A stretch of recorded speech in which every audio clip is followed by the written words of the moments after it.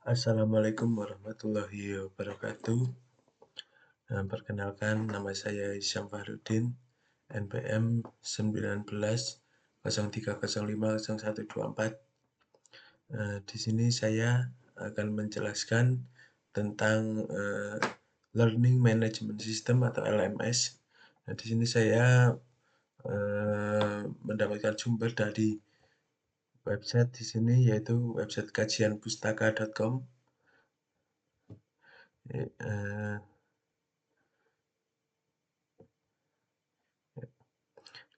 Pengertian dari Learning Management System atau LMS. Di sini ada beberapa pendapat ahli dari pengertian dari sebuah LMS, yaitu di sini menurut Ellis pada tahun 2009, LMS adalah sebuah perangkat lunak atau software untuk keperluan administrasi, dokumentasi, mencari materi, laporan sebuah kegiatan, pemberian materi-materi dalam pelatihan, ataupun kegiatan belajar mengajar secara online atau yang terhubung dengan internet. Yaitu adalah pengertian LMS menurut Ellis. Kemudian menurut Szabo pada tahun 2002, LMS adalah infrastruktur yang memberikan dan mengelola konten, mengidentifikasi, menilai, melacak kemajuan, mengumpulkan, dan menyajikan data untuk mengawasi proses pembelajaran secara keseluruhan. Terus ini kemudian menurut Amiroh pada tahun 2012, LMS adalah aplikasi perangkat lunak yang digunakan oleh kalangan pendidik baik universitas atau perguruan tinggi dan sekolah sebagai media pembelajaran online berbasis internet atau e-learning. Terus menurut Riyadi pada tahun 2010, LMS adalah perangkat lunak yang digunakan untuk membuat materi perkuliahan online berbasis web dan mengelola kegiatan pembelajaran serta hasil-hasilnya. Di dalam LMS juga terdapat fitur-fitur yang dapat memenuhi semua kebutuhan dari pengguna dalam hal pembelajaran. Terus kemudian menurut Riyad dan El-Gareb pada tahun 2008, LMS adalah unit piranti lunak yang secara komprehensif dapat mengintegrasikan fitur-fitur untuk menyampaikan serta memanajemen suatu kursus secara otomatis. LMS dapat mengelola fitur-fitur katalog kursus, penyampaian materi kursus, dan juga kuis. Jadi di sini dapat disimpulkan menurut saya LMS itu yaitu adalah sebuah software atau perangkat lunak yang digunakan untuk mengelola sebuah pembelajaran secara online atau berbasis website yang di dalamnya LMS tersebut bisa untuk administrasi, untuk memberikan materi-materi pembelajaran, terus untuk melakukan penilaian, untuk dokumentasi dan lain-lain, itu bisa melalui LMS, juga bisa digunakan untuk ujian juga. Terus di sini kemudian ada karakteristik Learning Management System atau LMS. Karakteristik dari LMS di sini Learning Management System umumnya memiliki berbagai fitur yang dapat digunakan untuk memudahkan kegiatan belajar secara online atau daring. Di sini menurut Darmawan pada tahun 2014, fitur-fitur yang menjadi karakteristik Learning Management System yaitu di sini yang pertama ada fitur administrasi. Fitur administrasi itu yaitu di sini merupakan bagian yang menyediakan administrasi pendaftaran siswa, informasi kelas, dan pembelajaran serta penjadwalan kelas belajar. Jadi di sini fitur administrasi ini merupakan fitur yang sangat penting karena berguna untuk melakukan pendaftaran pada siswa karena eh, sebuah website diperlukan untuk masuk ke sebuah website diperlukan untuk melakukan pendaftaran karena eh, perlunya adanya informasi tentang individu yang ingin mengakses website supaya eh, terjamin keamanannya, terus kemudian ada informasi kelas dan pembelajaran serta penjadwalan kelas belajar. Nah, jadi di sini administrasi itu juga terdiri dari informasi kelas, itu ada kelas mungkin ada materinya, materi, terus di sini ada pembelajaran serta penjadwalan kelas belajar, yaitu di sini ada pembelajaran dan juga jadwal kelas belajar yang itu sangat penting untuk diketahui oleh siswa. Terus kemudian fitur penyampaian bahan ajar. Itu fitur penyampaian bahan ajar yang ada di LMS artinya adalah dalam fitur ini menyediakan layanan untuk menyampaikan materi bahan ajar, yaitu eh, di sini fitur ini sangat penting eh, karena dalam sebuah LMS diperlukan untuk sebuah fitur atau wadah yang digunakan untuk menyampaikan sebuah materi bahan ajar. Terus kemudian untuk fitur pengujian, fitur ini merupakan opsi untuk melakukan penilaian terhadap kompetensi siswa melalui tugas maupun kuis-kuis. Ini fitur ini juga sangat penting untuk melakukan penilaian terhadap siswa dan juga untuk melakukan kuis-kuis supaya penilaian ujian terhadap siswa itu bisa berjalan dengan efektif. Terus kemudian fitur penilaian. Di sini berbeda dengan fitur pengujian yang berisi kuis ataupun penilaian. Di fitur ini penilaian ini hanya berisikan nilai-nilai dari laporan hasil belajar siswa yang mampu diukur dari seluruh nilai siswa dalam mengerjakan semua tugas-tugas dan kuis tersebut. Nah, di sini seperti sebuah sekolah offline ya, sekolah yang tatap muka langsung seperti rapot. Jadi di sini rapotnya itu berupa fitur penilaian kalau di dalam LMS. Terus kemudian fitur komunikasi ya. Fitur ini merupakan bagian yang digunakan untuk merefleksikan kemampuan dalam berkomunikasi antara siswa ataupun siswa dengan guru. Nah, biasanya di fitur komunikasi ini salah satu contohnya yaitu ada fitur diskusi yang ada di dalam LMS, di mana fitur ini berguna untuk mengetahui aktivitas belajar dari siswa yang dilakukan oleh guru. Nah, ini kemudian untuk poin selanjutnya yaitu ada komponen dari LMS. Ini di sini menurut Ellis pada tahun 2009, LMS memiliki beberapa komponen antara lain yaitu di sini ada administrasi yaitu informasi tentang unit-unit terkait dalam proses belajar mengajar. Terus kemudian mengatur tentang kelengkapan belajar mengajar antara lain adalah silabus, RPP, jadwal pelajaran, tugas, jadwal ujian, daftar referensi dan bahan bacaan. Terus kemudian di sini yang kedua penyampaian materi dan kemudahan akses ke sumber referensi. Nah, di sini antara lain yaitu bahan presentasi, contoh ujian yang lalu, situs-situs referensi, situs-situs bermanfaat, dan artikel dan jurnal online.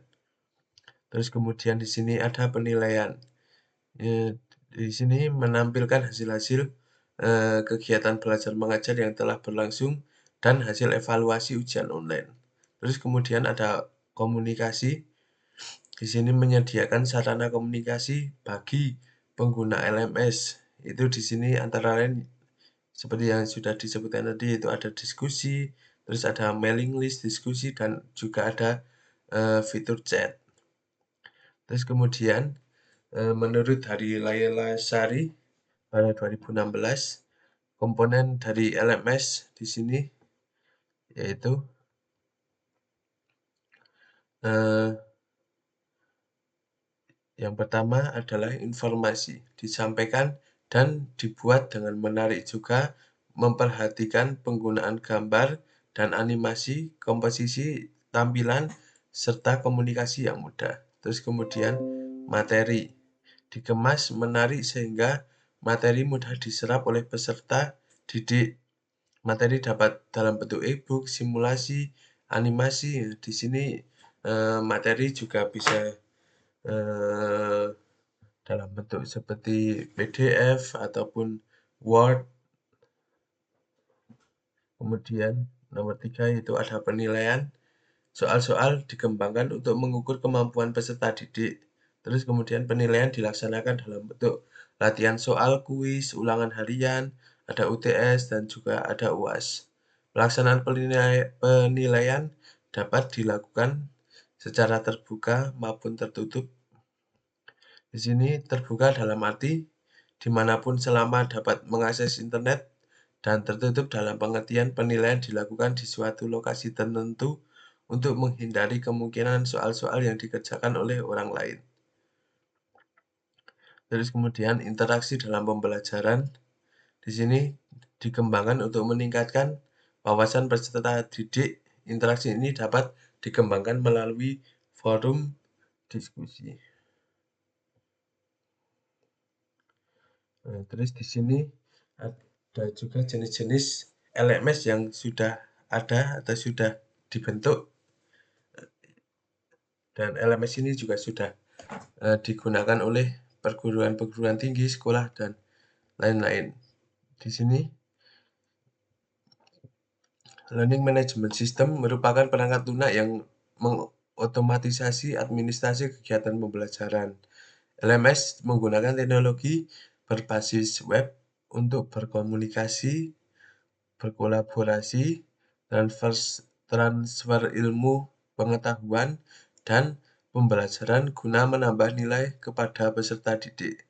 Terdapat beberapa jenis LMS, yaitu di sini yang pertama ada Moodle.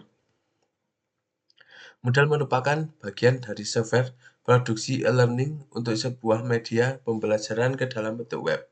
Aplikasi ini memungkinkan siswa untuk dapat masuk ke dalam kelas maya sehingga memudahkan siswa dalam mengakses materi-materi pembelajaran. Kelebihan lainnya adalah dengan menggunakan Moodle, guru dapat membuat materi pembelajaran, kuis, jurnal elektronik, dan juga lain-lain. Nah, di sini Moodle sendiri adalah sebuah LMS yang sudah terkenal dan juga sudah banyak digunakan juga. Terus di sini ada LMS yaitu Schoology. Schoology itu merupakan sebuah platform inovatif yang dibangun atas dasar inspirasi dari Facebook. Kelebihan dari Schoology adalah resource dari Schoology mempunyai banyak pilihan. Schoology dapat menampung berbagai jenis soal yang akan digunakan saat kuis, dan juga menyediakan fasilitas absensi siswa yang dapat mengecek kehadiran siswa. Nah, terus kemudian di sini ada Edmodo. Edmodo merupakan social network berbasis lingkungan sekolah atau school-based environment. Edmodo merupakan aplikasi yang membantu menghubungkan antara siswa dan guru dengan mudah dan juga aman. Kelebihan lainnya adalah guru dan siswa dapat berkolaborasi dalam berbagai konten pendidikan, mengelola proyek, tugas, dan menangani pemberitahuan setiap aktivitas. Edmodo juga membantu pengajar membangun sebuah kelas virtual sesuai dengan kondisi pembelajaran di dalam kelas. Terus kemudian ada Google Classroom. Google Classroom adalah aplikasi yang dikembangkan oleh perusahaan Google. Kelebihan Google Classroom yaitu tidak menggunakan kertas sebagai alat pembelajaran, namun tugas yang diberikan oleh guru akan dibagikan melalui dokumen. Selain itu, aplikasi Google Classroom mempunyai banyak fitur yang mendukung pada proses pembelajaran, seperti membuat salinan dokumen otomatis untuk siswa, membuat tugas, dan juga langsung menilainya.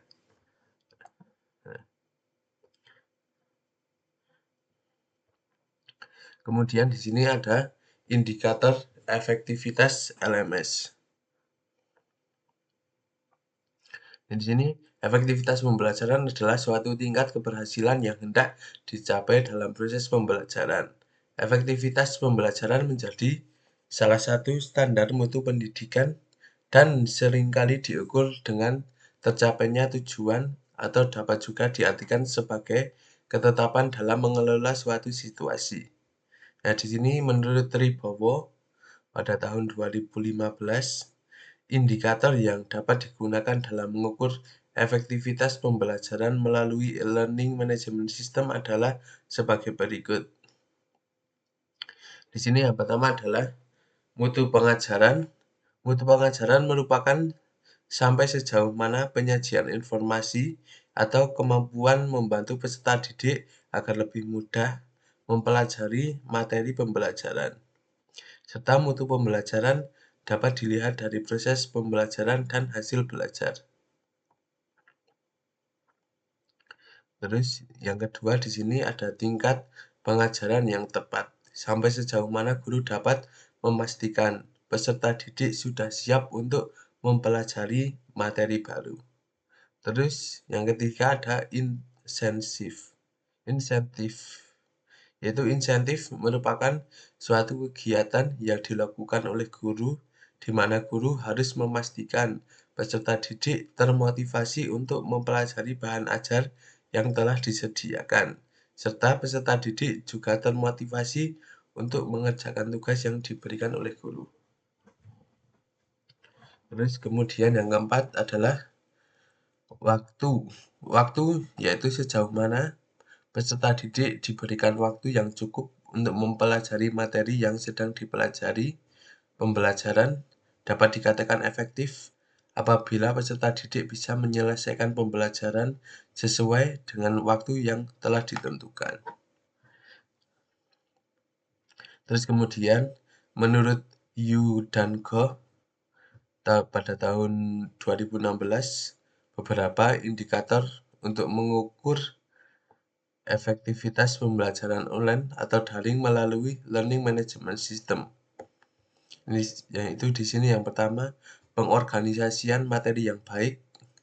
Seorang guru harus menyusun serta memilih bahan ajar atau materi yang baik dan sesuai, sehingga dapat terwujud suatu kesatuan materi dalam bentuk bahan ajar yang siap untuk disampaikan kepada siswa dalam kegiatan pembelajaran guna mencapai sebuah tujuan. Terus yang kedua, komunikasi yang efektif. Di sini, komunikasi yang efektif yaitu merupakan bentuk suatu sikap sehingga adanya hubungan baik antara pemberi pesan, yaitu di sini guru, dan penerima pesan, yaitu peserta didik.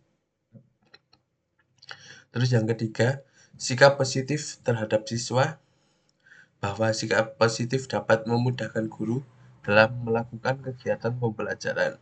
Jadi siswa yang mempunyai sikap positif terhadap suatu mata pelajaran akan meraih hasil belajar yang lebih tinggi dibandingkan dengan siswa yang mempunyai sikap negatif terhadap mata pelajaran yang diikutinya.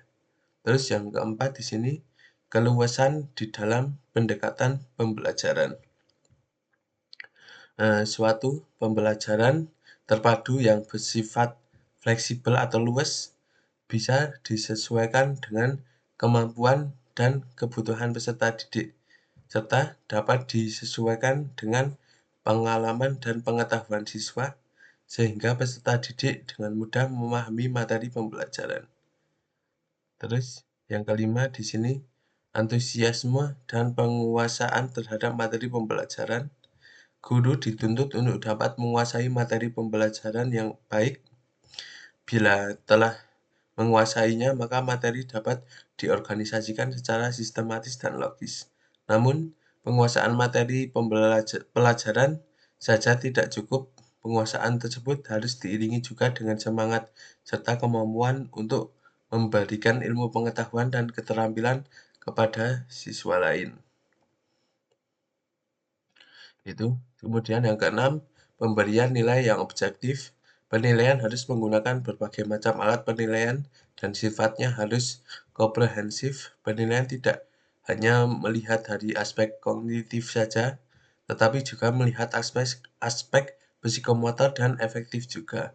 Terus hasil belajar yang baik.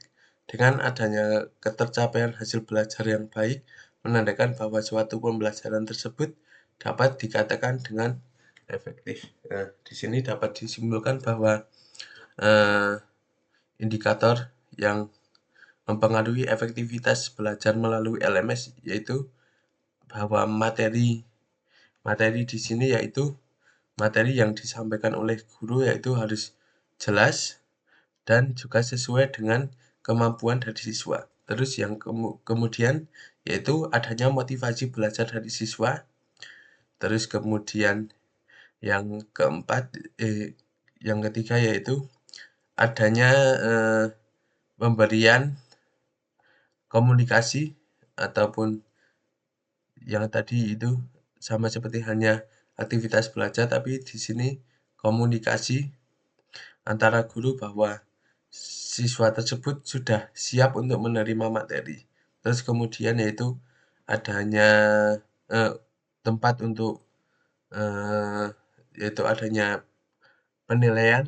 Penilaian di sini berupa tes, ulangan ataupun kuis. Jadi dengan adanya penilaian ini, siswa dapat merefleksikan materi-materi yang sudah disampaikan, kemudian eh, pemberian penilaian yang di sini penilaian tersebut yaitu berupa sebuah hasil dari ujian-ujian tadi yang sudah dilakukan siswa, yaitu diberikan dengan nilai yang sesuai dengan kemampuan dari siswa tersebut. Dan di sini juga tentunya diharapkan untuk mendapatkan hasil belajar yang baik. Terus kemudian ada manfaat, kelebihan, dan kekurangan learning management system. Di sini keberadaan LMS bagi institusi pendidikan sedikit banyak memberikan beberapa manfaat, yaitu di sini yang pertama dapat meningkatkan tingkat interaksi belajar antara siswa dengan guru atau pengajar, exchange interactivity. Jika dirancang dengan cermat, e-learning dapat meningkatkan tingkat interaksi dalam pembelajaran. Pada pembelajaran konvensional, sulit mendapatkan keberanian dan kesempatan untuk bertanya atau menyampaikan pendapatnya. Terus yang kedua ada interaksi dalam belajar dapat terwujud dari mana saja dan kapan saja. Dan di sini ada fleksibilitas terhadap waktu dan juga tempat. Siswa dapat berinteraksi dengan sumber belajar tersebut termasuk tentang penugasan. Terus yang ketiga, lingkup cangkupannya sangat luas yang berpotensi menjangkau halayak global. Dengan fleksibilitasnya, jumlah siswa yang dapat dijangkau melalui e-learning semakin bertambah atau bertambah. Fasilitas yang tersedia di dalam dan berbagai software yang terus berkembang turut membantu mempermudah pengembangan materi pembelajaran elektronik. Di sini kemudian ada beberapa kelebihan pembelajaran online menggunakan LMS, yaitu yang pertama, murah, tidak membutuhkan suatu tempat atau bertemunya orang untuk belajar, tidak menggunakan kertas dan dapat dijangkau, tidak mengeluarkan biaya untuk membayar instruktur oleh lebih banyak orang. Terus kemudian fleksibel, dapat diakses sesuai kebutuhan oleh siapapun, kapanpun, dan dimanapun. Terus kemandirian, bagi pengguna akan memungkinkan kecepatan dalam penguasaan materi serta kualitas dan kuantitas. Nah, terus selanjutnya yaitu sedangkan beberapa kekurangan dari pelaksanaan pembelajaran secara online menggunakan LMS yaitu membutuhkan peralatan komputer atau sejenisnya dan terhubung dengan internet. Terus kemudian interaksi dalam pembelajaran terbatas, terus motivasi siswa sedikit kurang, terus proses pembelajaran cenderung ke pelatihan daripada pendidikan, terus terbatasnya SDM dalam penguasaan teknik informatika.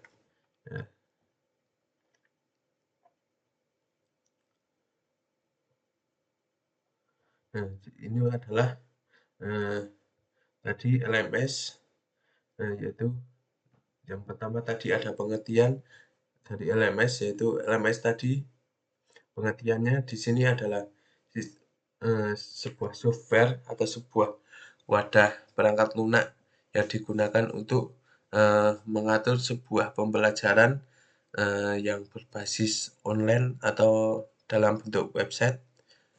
Dengan LMS ini tidak seperti sekolah pada umumnya, yaitu sekolah offline yang terdiri dari sebuah bangunan, ada ruang kelas, ada ruang guru.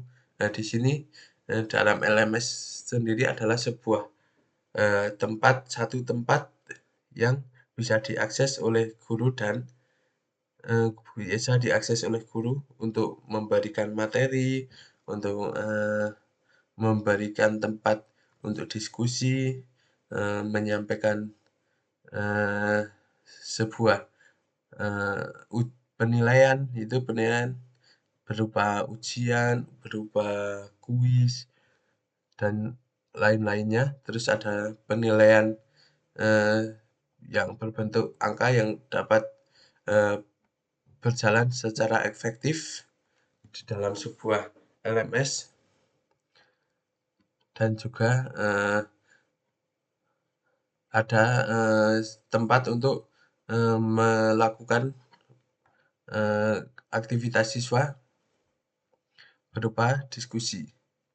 Terus di sini ada karakteristik tadi karakteristik dari LMS, itu di sini karakteristiknya itu ada berupa administrasi, penyampaian bahan ajar, pengujian, penilaian, dan juga ada fitur komunikasi.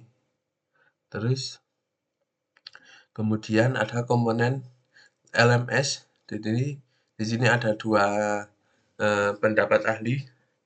Yang pertama, dari pendapat yang pertama, yaitu ada administrasi, penyampaian materi dan kemudahan akses ke sumber referensi, terus penilaian dan komunikasi. Di sini yang kedua yaitu ada informasi, ada materi, ada penilaian, dan juga interaksi dalam pembelajaran. Nah, terus kemudian di sini ada jenis LMS. Yang pertama yaitu di sini ada Moodle, terus kemudian ada Schoology, ada Edmodo, terus yang keempat ada Google Classroom. Nah, jadi di sini LMS di sini adalah sebuah LMS yang sudah jadi, yang bisa digunakan oleh instansi manapun. Jadi kalau instansi tersebut ingin membuat LMS yang baru juga bisa, ataupun bisa menggunakan LMS yang sudah jadi seperti ini, yang kemudian LMS ini diatur oleh instansi masing-masing. Jadi untuk sekolah yang instansi yang ingin masuk untuk menggunakan LMS yang sudah ada di sini, yaitu tentunya akan menggunakan biaya untuk mengaksesnya, sedikit biaya administrasi. Terus kemudian di sini ada indikator efektivitas LMS. Itu di sini indikator dari efektivitas LMS menurut Ribowo, yaitu yang pertama ada mutu pengajaran, terus yang kedua tingkat pengajaran yang tepat, terus ada insentif, kemudian ada waktu. Sedangkan di sini menurut Yu dan Go,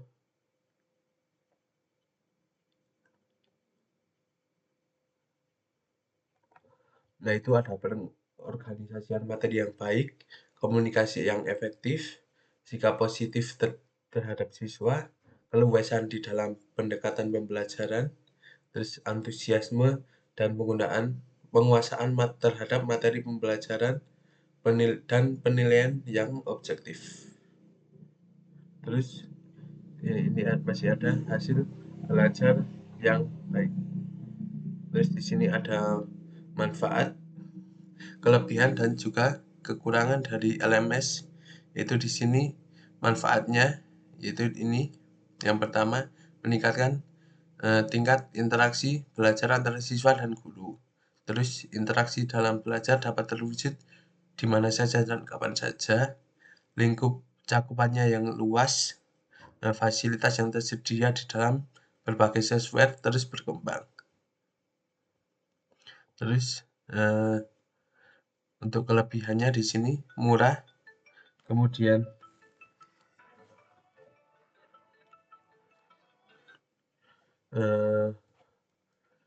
murah, terus fleksibel, dan juga kemandirian. Bagi pengguna akan memungkinkan kecepatan penguasaan materi. Terus di sini ada kekurangan dari LMS, yaitu membutuhkan perangkat komputer atau sejenisnya yang berhubung dengan internet. Terus ada interaksi dalam pembelajaran yang terbatas, terus motivasi siswa kurang, terus proses pembelajaran cenderung ke pelatihan daripada ke pendidikan. Kemudian terbatasnya SDM dalam penguasaan teknik informatika. Ya, mungkin itu saja yang bisa saya sampaikan. Kurang lebihnya mohon maaf. Terima kasih atas perhatiannya. Wassalamualaikum warahmatullahi wabarakatuh.